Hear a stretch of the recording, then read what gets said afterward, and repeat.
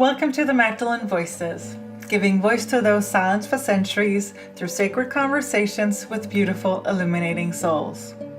I am your host, spiritual business coach, mentor, catalyst, and facilitator, Maria Estela. I serve spiritual entrepreneurs, Magdalene's rising, and radiant beings just like you with the expansion and growth of yourself and your business, aligning you with your deep inner truth, bringing to life that which you're here to birth, and supporting you in expressing your soul's divine purpose through your being and your doing in this lifetime. If you haven't already, I highly encourage you to join my newsletter to stay connected and updated. You can do so on my website, mariaestela.com, where you can also find previous episodes and their show notes. And if you have ever wondered about your Magdalene connection and calling, and whether you are a Magdalene, I invite you to download the free Magdalene Blueprint I've created for you. Go to mariaestela.com/AYM to get it. Today I am joined by Pam Grout for a joy-filled sacred conversation about all things God and the many lies or false beliefs we have about this loving source. Pam is the author of currently 17 books, including the international bestseller, E-Squared, 9 Do-It-Yourself Energy Experiments to Prove Your Thoughts Create Your Reality, as well as many other books, all filled with her signature of deep care, uplifting spirit, radiating joy, and inspiration. Our conversation invites you to liberate yourself from all of the seriousness surrounding God and instead invite in playfulness, magic, joy, and freedom, allowing you to experience pleasure and satisfaction in any and all things. Here is our sacred conversation. Pam, a very big and a very warm welcome to the Magdalene Voices.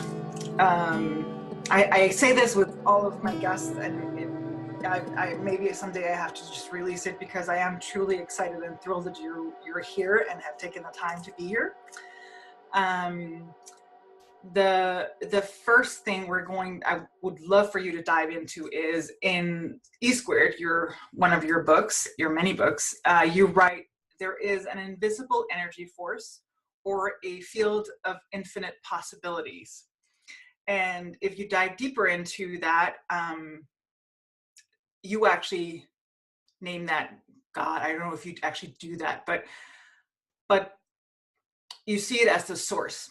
And in order for us to start off this conversation, I would love to have you explain to us what is that invisible energy force or the field of infinite possibilities, and how on earth is that related to God? Yeah, well, there's so many different ways to describe this. What I call in E-Squared, I call it the field of infinite potentiality.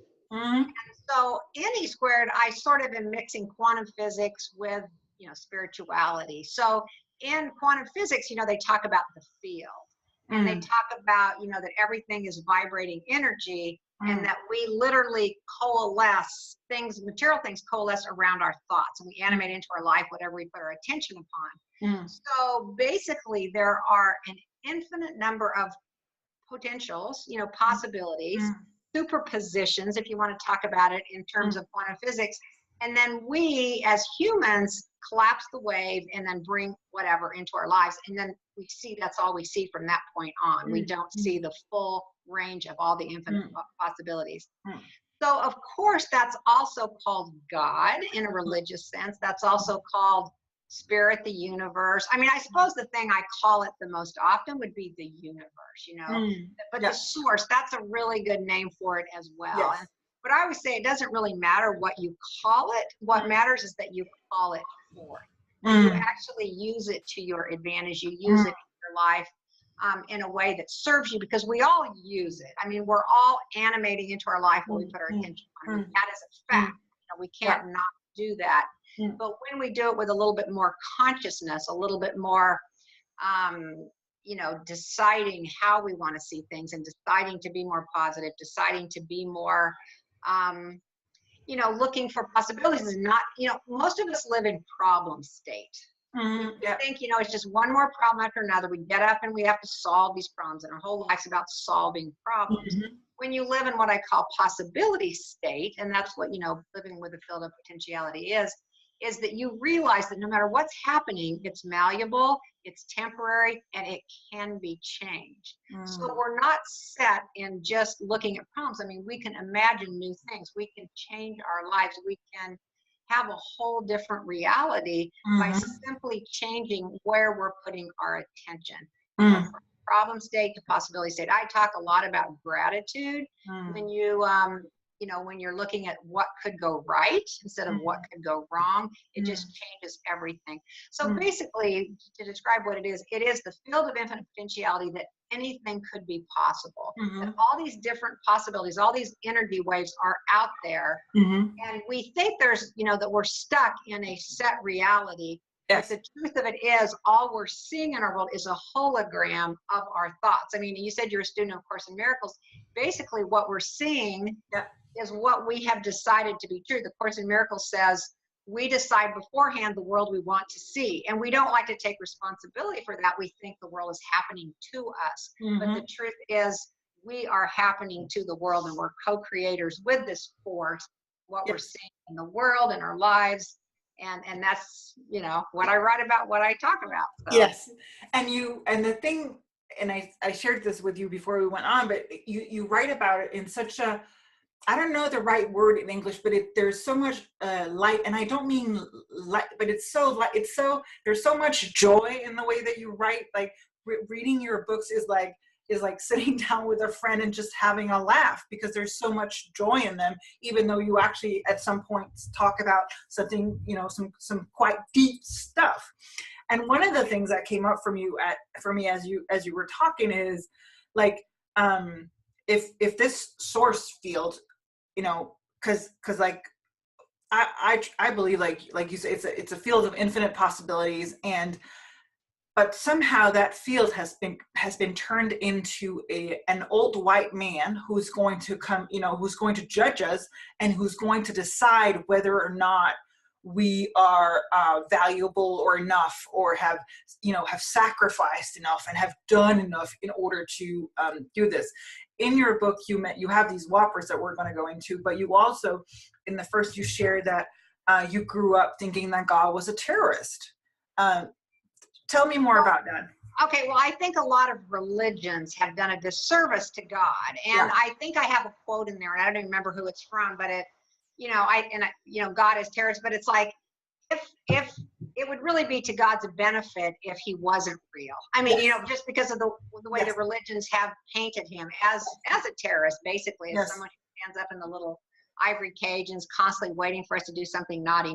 I mean, that's how we've been told about this force. And it's always been a really vague thing, like, well, how does this force work? Does praying turn it on? Does tithing do this? I mean, there's a lot of misinformation out there about God, and it all started because it's humans' version, with that collapsed wave. We have created this really small version of God. In fact, really God, or this field of infinite potentiality, cannot really be described. I mean, it's way beyond our limited ability to even understand it and describe it. But what we've done is we've tried to describe it. We've tried to, give it rules and all these things, and people have misunderstood it. And I think, there's a quote somebody said, I don't remember who, was, I have nothing against God, it's his fan club, to which I take exception. So his fan club has kind of painted him as a terrorist. So anyway, so in the book, I talk about, the elephant in the room, because I'm talking about this, this great force, this wonderful thing that loves us, that can benefit our lives. And of course, the elephant in the room is, well, this has also been called God over the years, and the churches have told us bill of goods about how we access this, about, that we have to be good enough. I mean, it's there for us always. I like to think of it more in terms of electricity. All you have to do to access electricity is you can plug in your iPhone, and it's going to be charged the next day. You can plug in your toaster. You can have a bagel anytime you want with your toaster. This is available 24/7. You don't have to be good enough. You don't have to, follow any rules. It's just there. And that's how I would encourage people to think about this field of infinite potentiality as electricity more than as this being. We've turned God into a person like us, basically. judgmental, that, but God is just this loving force that we can't even understand. Mm-hmm. And it's been turned into this. I mean, if only it had been turned into this nicer version of us, but it's really been turned into the worst version of any of us, really, that will, sneak up on us and be like, oh, you did something wrong, and I'm just going to subtract that from your final score, and you won't, come judgment day, you won't really receive. And it's like hold on, what's going on, right? What one of the whoppers, your first whopper, is God is a him. And we talk about he, praying to him, praying to, and even like the pictures they have of God, like in the Sistine Chapel, for example, God's this guy with a beard and, pointing at it. So, it's always been a him.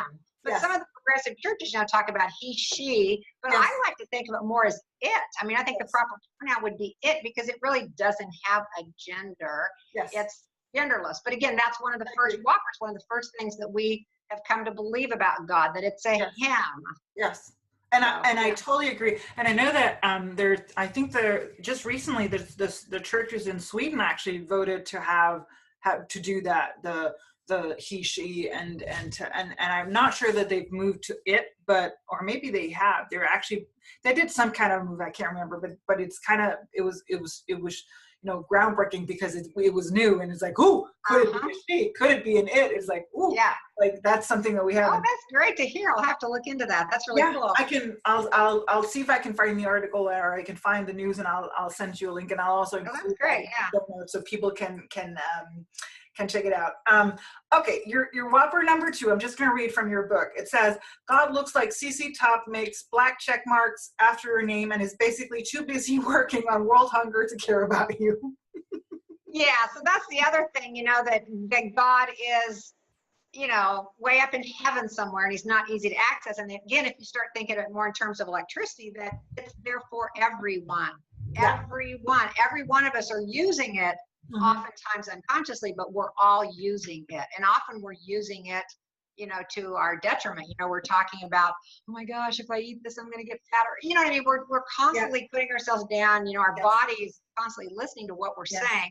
That's, so we're participating in this big dance with this force, and it's literally, so it is. In fact, sometimes when we think it's judging us, it's because we're judging us. We're limiting what it's capable of. Possible with it. So it's us that we're looking at, us that we're judging. Again, it's our image. The third one is God plays favorite, and then this one has, this one has a part like I said, many times when I read your books, I laugh out loud, because they're hilarious, and I'm not sure that you're trying to be hilarious. You just have a way of writing it that's hilarious, where you compare worshiping Jesus to if we had begun worshiping Benjamin Franklin. Right. I said we'd all be wearing little keys around our neck. What Jesus taught was that he was the way shower. He was saying, this is what's possible. He didn't say, worship me. He said, follow me. He wanted all of us to find that consciousness, that connection with this big mystery, and that is available to every last one of us. And I feel like, that term sin that we all use, that just means separated from what's possible. So we cut ourselves off from that. There is no such thing as bad. It's just the fact that we haven't embraced all that's possible. And I think Jesus did that. But and I make the joke in there, I said, if we would worship, because Benjamin Franklin allegedly, invented electricity. And if we worship him the way we worship Jesus, we'd all be wearing little kites or whatever it was around that he, around our neck. So basically that's what we've done. We've stopped. Instead of taking this message, he says, use this. You will do greater works than I, it says in the Bible. So, but we don't do that part. We worship him and, bow down to him instead of using it in our own lives. Yes. And I totally agree. And I think one of the things for me that's very, that's always stood out to me in terms of Jesus was, he said, what I can do, you can do. And I think he meant that, like, literally he was trying to tell us, what I can do, you can do. And he was killed for it, because that was, of course, like, if you want to control the people, you can, like, cut them off. Don't give them any power. Don't let them know that they have power. Right. Exactly. So that's so funny that, and if we had been worshiping Benjamin Franklin the way that we've worshiped Jesus, then you and I wouldn't be sitting here. Like, because do you know how many things I have? A microphone, I have a camera, I have a computer. They're all plugged into electricity. That would never happen. There's some Wi-Fi going on. See, the thing is, we can believe in Wi-Fi, but we can't believe in a field of infinite possibilities. That's so, because Wi-Fi is basically the same thing. It's like it's a field where the computer taps into it, and you and I are talking. Exactly. Yeah. So it's all these waves. I mean, so when they made these astounding discoveries, about 100 years ago now, they did continue to use it, and they continue to develop all this technology. Mm-hmm. So that's really what would be possible with us and with spiritual principles. There, I have a quote in the book E Squared from a guy who said, "One of these days we will turn our attention to the spiritual forces, and then we will make so much progress in our civilization. We've made a lot of progress, but we will make leaps and bounds when we turn to the spiritual forces." Yes. So, and in some ways, spiritual just means not material. So in some ways, Wi-Fi, all this stuff could be termed spiritual. Yes. But again, it still has the handprint of a limitation on it, and there is a much bigger thing. Yes. But it is just like algorithms. So with algorithms, you start looking for a certain thing, and you start seeing it, start showing up those ads, whatever. Yes. So that's the same way life works. You start focusing, because like I said, you animate into your life whatever you put your attention upon. So you're getting an algorithm in your life, and that's all you're seeing. What else available on the internet, just to use that example, we don't even see it because we're just looking for the same little things that we've been looking for, and that's what happens in life. So it is a really good metaphor for the way it works. Yes, so, yes. And I want to say that I think it's your first. I think it's the first experience where there's something with butterflies, and I wasn't going out of the house for that day, and I'm like, there's no butterflies, and I was like, but I committed to staying open, and so, and on the morning after, I was like, dude, no, I and I swear, and I was I was sitting there thinking, well, I didn't see any butterflies, and I looked over at my journal, and I don't have it with me, but I didn't realize I'd never seen it, but my journal is like blue, and then it has butterfly upon butterfly upon butterfly upon butterfly, and I just laughed out loud because it was like, it was right there. It was right there. And like, that was the moment that algorithm changed for me, was now I see those butterflies, and now I can't get rid of the butterflies. Now it's like, stop haunting me with the butterflies.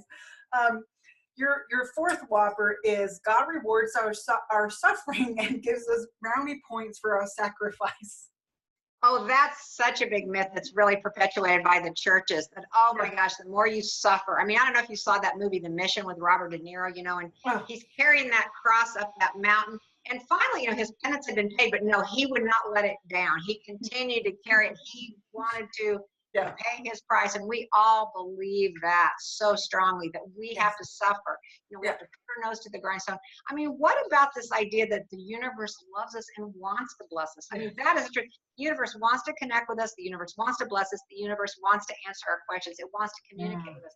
That is the truth of the world, but we don't see it because we've downloaded, our algorithms, are saying that it's this mysterious man up in the sky that's judging. So when you really get it, how much you are loved, I mean, that's one thing the Course in Miracles says. If we had any idea how much we are loved, how much we are being sourced at all times, and that we have covered it up with this hologram of what we've decided is truth, our illusions, to use the Course terminology of what we believe is possible. There's so much more possible. We have no idea. It's so much bigger than us.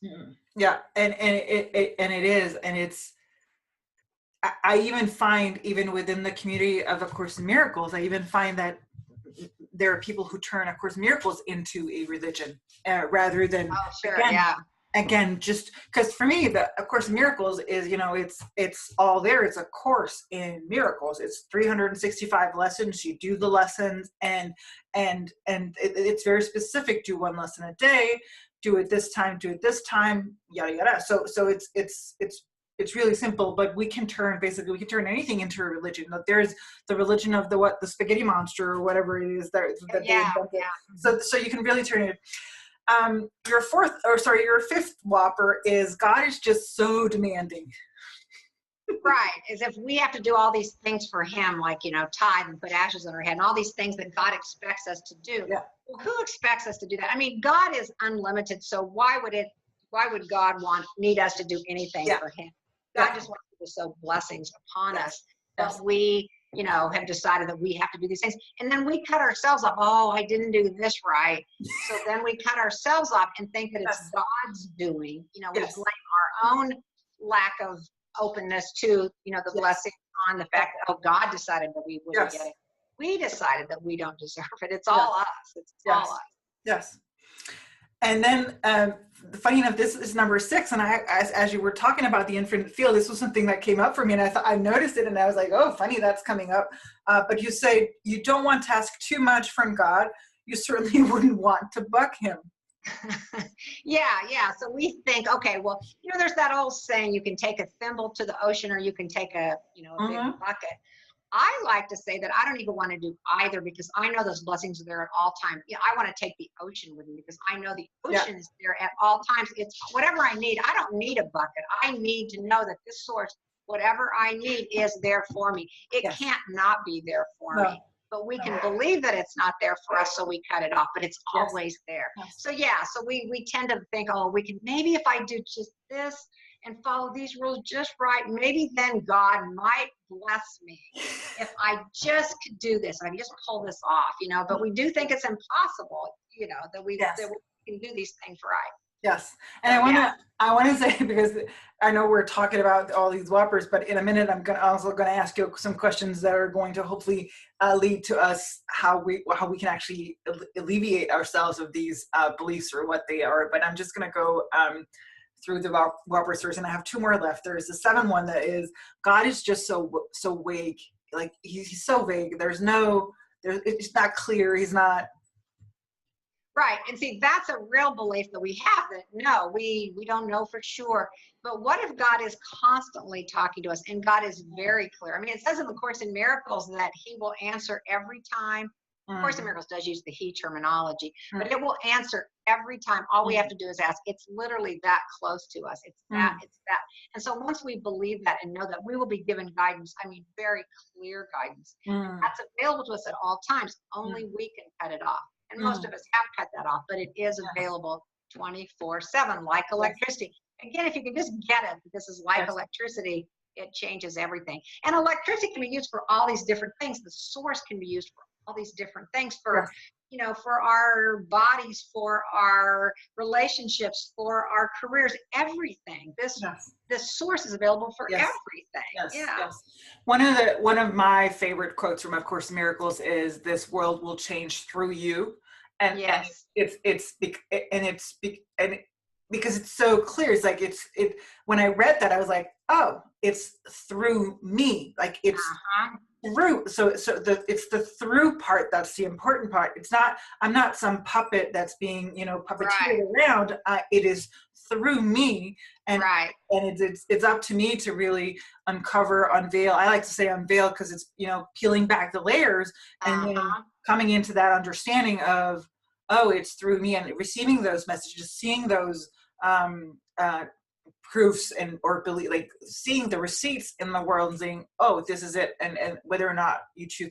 There was actually, I want to bring up, I don't know if you've seen it, and I'll link to this as well, and my heart broke when I saw this. It was an IKEA video. They had 2 plants standing in there. Did you see that one? Yes, I saw that, and I did post that. I've been blogging about Course in Miracles this year. You talked about I write in a funny style, and that is on purpose, because I believe anything that's going to be sustainable. If it's not fun, it's not sustainable. So we want things we want it to be fun. We want people to keep doing this. You can read a book and go, oh, that's amazing. 5 days later, you've forgotten all about it. So the idea behind this is that it will be sustainable. So I feel like to be sustainable, it has to be fun. So anyway, so I've been blogging, and everybody goes, oh, I love this, because Course in Miracles, admittedly, can be dry, difficult to read. There's the old joke, you ask people, you go to a spiritual gathering, how many people on the Course in Miracles? Well, 99% of the people have a copy. Then you ask how many have actually read the Course in Miracles, and maybe 2 hands will go up. I mean, it's so difficult. So Yeah. I started January 1st blogging and, making the Course in Miracles into, Yes. as somebody said, Pam Grout speak, to make it a little bit more fun. I've been out of the country. I've been away from Wi-Fi. I've been in Cuba where they don't have Wi-Fi. So I actually haven't done it for the last 10 days or so, but it is an important thing, I think, to get people to be practicing this, on a daily basis. So, but again, I do think it's important to kind of rewrite it and make it a little bit more fun. Yes. And one of the things that I've found, and that was because when I first started reading A Course in Miracles, I would fall asleep. Like I would be like, the book, it was Russian to me. I didn't understand. And I think that goes back to what you were saying about the algorithm or the download or like the installation of a new program, because as I stuck with it, it began making total sense, and not same here. Yeah. Not total sense here, but like beings like there was a resonance. And I just want to put that out there for those who are struggling with, of course, I struggle for, it was like, what is this? But still, stuff came back. So it's about installing and sticking with it. And I think that goes with any, whether it's a spiritual practice or any practice, whether it's any sports or anything you want to be quote unquote good at or interested in. You don't pick it up, put it back down, and then that's it. You work with it. And that's something that I also want to ask you about in terms of this. The eighth and final whopper, I think it's the final, yes, it says, God only answers when he's good and ready. Right. We don't believe that 24/7 thing. It's like, okay, if I do this, maybe in a couple years, I'll get what I'm asking for. Yeah. So it's constant. It's like immediate feedback with our requests. And that's why I set eSquared up to where I did actual experiments for people, because I wanted people to see this with their own choice. This stuff works. So I set up a little time frame with these experiments, so they got 48 hours to test it out. Don't believe my theories. Don't believe anything anybody else says. Churches have said, believe what we say without giving you any real proof. So this is like proof. Here, try these things. Just give it a try. You don't have to take my word for it, see if it works or not. So that's what these experiments were for. It's a way of jarring us into paying attention. Because again, all these miracles, all these things are happening. Yes. I mean, Course in Miracles, I always talk about all these incredible miracles are happening and we're not even seeing them. We're blind to them, but there are it's like there's a storehouse of miracles that we're all, building up. And then once we take off the blind veil, as you said, we will be able to see them. But they're still going on whether we're seeing them or not. Our job is just to chip away the part that doesn't allow us to see them. Yeah, I remember one time I did the experiment. There was one experiment with the cars, and I don't think that it was. I think I chose some kind of a green, like jewel green, whatever car, and I think actually I did set a number of the amount of cars that I was going to see, and I was missing one. And I knew, because I started seeing these cars everywhere. And then I was coming to my front door and I was putting the lock in the key. I lived in an apartment building at the time, and I was putting my key in the lock, and I heard a car coming up the street and I couldn't see it. But I knew that car was green, because that was the final car that I was missing to have the experiment completed. And the car came, and every hair in my body stood up, because it was like that, how can that happen? Because sometimes it's like, ooh, I'm too powerful. Like, what happened? I just made a green car come driving by. So, but what would you say to people who are, because when you first start, it's like, I don't see this, and it's not like I didn't receive the blessing. And how do you stick with it? Like, because like you say, your experiments work. It's just a matter of, I don't think you said that. I think that's me putting words into your mouth, but it's like I've tried most of them. Most of them have worked for me, and some haven't. But it's I'm still working on it. But what would you say? What will you say to people who are wanting to do this and don't have the immediate response that they're looking for? Well, that's okay. Like, I don't know which of my books you've read, but eCubed, I talk a lot about the results that people have gotten. So there's a whole chapter it's called Duh, and I talk about the different results people have gotten. The book I wrote after that's called Think and Grow Rich, and basically it's an answer to those people that say, well, this doesn't work for me. And I tell the story, that movie, can't remember what it's called, but Jack Nicholson and Tom Cruise, and Jack Nicholson's up on the witness stand, and Tom Cruise is badgering him and said, "Did you Oh, call me, Coach the truth. Red?" Yeah. You know, and he's like, he kept bugging him. "Did you call Yeah, him?" Jack Nicholson's getting redder and redder, and he finally goes, "You can't handle the truth." And that's what I say to people. If your frequency, so to speak, your frequency, again, we're Yes. talking about energy waves, is, you know, you can't watch ABC if you're tuned into CBS or whatever your channels are, you know, in Copenhagen. You have to be on the correct frequency to be able to see this. So the book Think and Grow Rich is about gratitude. And when you become more and more grateful, that's a way of seeing these miracles. I mean, basically what we want to do is, again, take away, unveil all the stuff that gets in our way. So gratitude's a big way to get into it. So anyway, but that book addresses those people that think this did not work for them. And it has, you know, this little thing I do call my AA 2.0 program. It's about gratitude. That I feel like changed my life, and I encourage people to do. So anyway, for people that say it doesn't work for them, I usually send them a little email. I send back an email and I say, okay, here's somebody else that felt that this didn't work for them. And then I tell a story about you know, how it eventually did come to work. Sometimes I'll send them that little video. Have you seen the gorilla one where people are counting how many basketball shots that they had? It's a scientific experiment. And count how many times these people in the white shirt, you know, bounce the basketball to each other. You know, so people are sitting there watching really closely. How many times the basketball? This big giant guy in a gorilla costume. I mean, he's like 8 foot tall. He comes in, walks through there, beats his chest, and then walks out. Yes. I don't even see it. I mean, this big giant gorilla walks in. So that's another thing I will sometimes send to people. If you haven't seen that, that's a good one to watch as well. So anyway, I have all kinds of different answers, but my book, Think and Grow Rich, is basically addresses that question. It's not about rich as in finances. It's about, you know, other kinds of capital, spiritual capital, social capital. There's 5 kinds of capital: creative capital, adventure capital, and alchemic capital, you know, about the ability to change that. So anyway, that's what that book is about. So and that's really a good point, because very often, because, you know, this stuff like quantum physics and so forth, and it's also because it's for me, a lot of it has been about you know, it's of course about what most people look about is it's about money.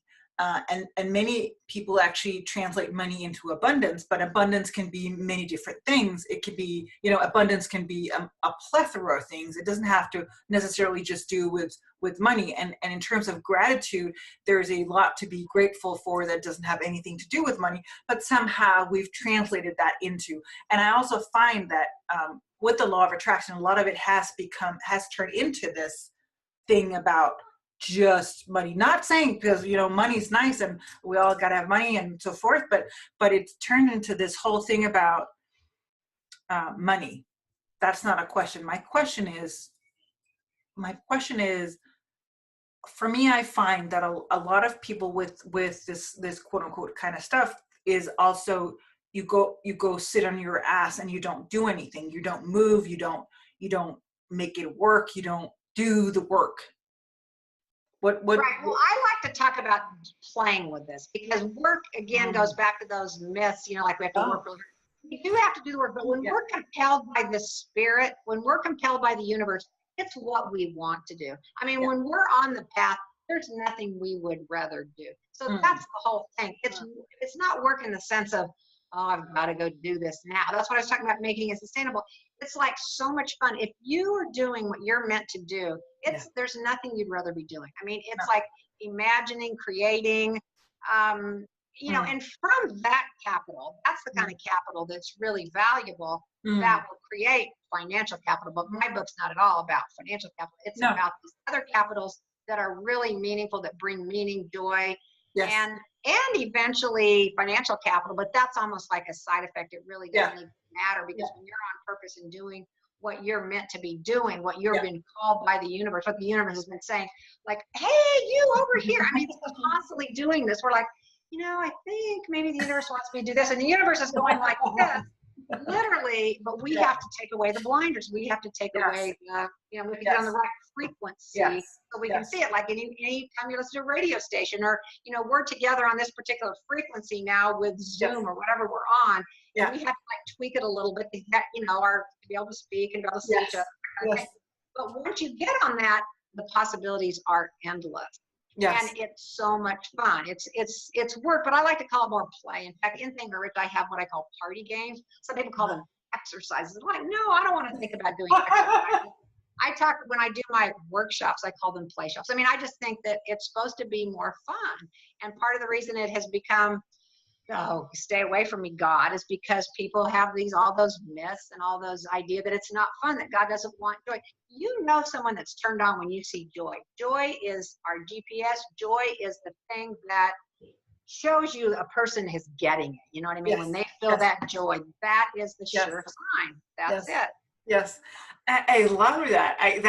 If I'm having a revelation right before your very eyes, I'm like, of course not work. I never saw it. It's like, I feel like a layer is just like a veil has just been lifted, because it's like, yes, of course it's play, because again, that goes back to the way that quote unquote it should be. I've shared on this show many times how when I was very young, I asked my minister, if God always forgives and there's always new tomorrow, how can there be a hell? Because even as a teenager, I didn't understand how those two things. And Denmark is not like, it's not like we're not a very religious country. It just seems to be ingrained in so many people that there's this thing about God where it's just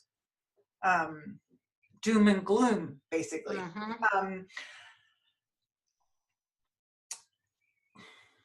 If we can go back to Yeshua or Jesus for a moment, why do you think that he was, and I know you share this in the book, so maybe it's a very leading question, but why do you think that he was crucified? Well, I mean, it says in Course in Miracles that he literally didn't suffer pain and suffering the way that we think he did. But I think people were afraid that his message that, wow, this is available to each of us. I mean, that whole idea that it's like electricity. It's like people don't want to hear that. No, you have to go through us. I mean, the church leaders wanted him to go through us. You have to follow our rules. You have to come through this door. You have to do it this way. It's like this country club. It's this country club, and you have to belong to it. So because of that, I think his message seemed dangerous to people that realize that each of us has this connection. We have this connection. There's nothing we have to do. And so that's scary. That's gonna ruin the country club. You know, that's gonna take it away. So I think that's why people were, why he was. And it's important to note that Jesus wasn't a Christian. He was a Jew. He was a Jew. So and that's one of the things that I find so interesting is that he was actually crucified by the Jew. And I'm not condemning anything. I'm just it's just interesting how, you know, he was a Jew and he was crucified, and then this whole religion was quote unquote built upon him, and he was also turned into not a man but to a God, and that way, by turning him into a God, you could take away, again, you can take away you can't do this because you're not a God, you're not the Son of God, you are, you know. So he was so that's just interesting. I'm curious, what made you write because you wrote E squared, and then you Think and Grow Rich, and then E cubed. E cubed was second. I wrote E squared and E cubed. Okay. What made you write the second one? Well, I felt like there was still more to say. You know, I started blogging about it and I enjoyed it so much, and people had a lot of questions. So E cubed has 9 corollaries to E squared, and it talks a little bit about some of the, you know, experiments, some of the results people had, and it just goes further, and it's 9 more experiments. So it's just a fun thing to do. And I called it E cubed because it was funny. E squared, E cubed, whatever. And as I did say in there will not be E to quadrangular, whatever. I mean, it's like, let's be E cubed, and then I move on to something else. Which you're not gonna.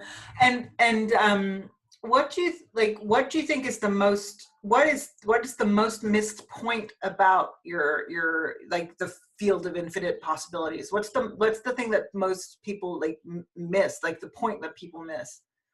Well, that it's always available, and it's a loving force. I think that's the biggest thing. It's that so loving, and it always is wanting to interact with us. And I think people have no idea about that. So I think that's what it is. They think it's a special thing, and if they do the experiment just right, and again, that goes back to the same thing we're trying to get away from. There is no just right. There is only what we're doing, interacting. Like it's like you said, it's coming through us. This is just some information that we can use through us if we so choose. But we're going to use it through us how we see it. We're going to animate it into our life the way we see it. So, you know. And I can't remember if it was your book or it was maybe it was Napoleon Hill. I don't there, but the idea of a reset button, that there's always a reset button. That is that from you, because we always have that. You can Well, always I've talked about that a lot. Yeah, but every day's a reset. Every moment can be a reset if we Yeah. want to do that. Yeah. Yeah, and that's important. I mean, so that's important because I find that for the listeners or the viewers, is to know that in every moment and in every day and of every moment, you can actually you can start over. There's never it doesn't have to be on a Monday under the full moon and with 2 Mondays in the week or whatever. You can basically do it whenever you want to. I feel like we've covered a lot. Is there anything do you feel like there's anything that we haven't talked about that you find is important to bring to the table? No, I feel like you did a great job of, I'm glad you had those myths to read off. That was great. Made it very easy for me, or the whoppers, I guess. Yeah. But I mean, I can, I think we've covered a lot of good stuff. So I actually think so too, and I think we've covered because my whole the whole purpose of inviting you in, and this was actually your response to me was actually my. I don't know if I wanted to call it an unexpected blessing, but I did, because it was so unexpected. It was like I wrote you, and then I didn't expect to hear back from you till whatever, and then you just wrote me back the next day saying, let's do this. And I'm like, okay, well, and that was my unexpected, one of the experiments, the one of the, I can't remember if it's the first one or the second one, I don't remember, but that was the one I was reading through the Whoppers, and I knew I wanted, because I think it's so important, whether or not people use it for for this, for basically getting what you quote unquote want into your life or not. It's important to understand that that field or God is a loving, abundant force, and it doesn't play favorites. It doesn't judge us. It's nothing but love. It's even bigger love than we can even. And there's no sacrifice. You don't have to be a certain way, or you can't.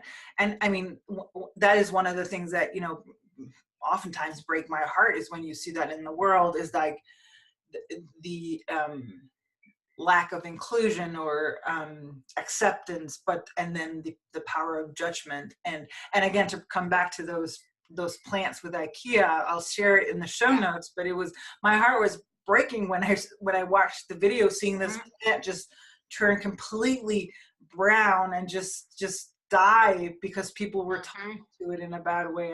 I thought that was horrible. No, I think that's it then. I wanna say that in the show notes I'll be including links to your website and also links to your books, so that people can go buy them, because I think that they should. Even if they're like whatever, because there's so, like you said, there's so much playfulness, there's so much laughter and joy to be had from them, and experience, and on top of everything, of course, also the experiments and so forth, but just the loving expression of you and that source. So no, I'm good. Thank you. It's been fun. It's been real fun, Pam, and thank you for joining us. And take care. And till next time. Okay, thanks. That is what I had for you in today's episode of the Magdalene Voices. For all of the deeds and the details, find the show notes on my website, mariaestella.com. Know that I would love to hear how it resonated with you and what you got from it.